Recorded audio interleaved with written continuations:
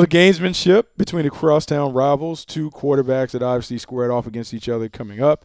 They continue to be rivals, obviously playing at USC and UCLA. But these guys are really, really good friends. I wonder if they went cahoots to make sure that they made the announcement on the same day. Kind of seems coincidental that they announced back-to-back. But I think the big thing, NFL evaluators are now excited because they know all the quarterbacks that we talked about for most of the fall are now in the class. So you have the big four that most people talk about. You have Rosen, you have Darnold, you have Josh Allen, you have Baker Mayfield. All those guys will now be in the discussion. We're waiting for the final domino to drop when Lamar Jackson declares his intentions whether to stay or go. This is going to be a fun draft. And you look at these two guys, a lot of folks anticipating they'll be the first two quarterbacks off the board, if not the first two picks off the board. When I watch them, it's, to me, if you're a Team Darnold guy, you're going to point to the fact that he's got the size, he's got the playmaking ability, he's got kind of that it factor, that clutch factor as well, made some big plays in big games. Everything you want off the field, no question, checks every single box from that standpoint. If you're anti-Darnold, you say, okay, he's got a loopy delivery, he's got a whole lot of turnovers this year. That's what you're going to point to. Yep.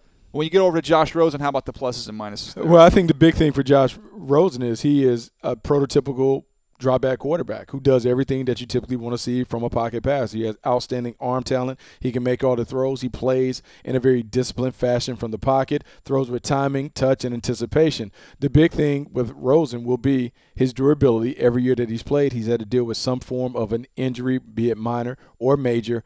And then the personality. How does that personality fit not only with the team but with the coaching staff? Are you comfortable having a guy that likes to know the why behind a lot of your actions as your quarterback? That will be the discussion that will kind of go on or take place in all 32 rooms this offseason. To me, when you look at it this way, if the play is called from the sideline, if you want somebody to execute that play right now, Josh Rosen is more equipped to step on a field, NFL field, and execute what the play is called. However, things aren't always clean, and you're going to get in some trouble in the pocket.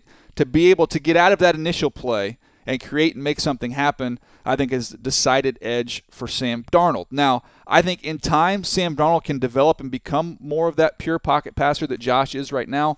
I think it'll be more of a challenge for Josh to be able to create and be able to show a little bit more escapability to kind of do what Sam does in that regard. It's a fascinating case. It's going to be fun to study these guys as we go forward. It ultimately comes down to the play caller and what does he want to position. If he wants a joystick, someone that he can play the game through, Josh Rosen is his guy. If he's someone that believes in allowing his quarterback to have more freedom, go make a play, Sam Darnold is going to be the guy. So it'll be interesting to see this discussion. And then when we add in the two other guys that we talked about at the top, we will see how they rank from 1 to 4 and where these guys ultimately go off the board.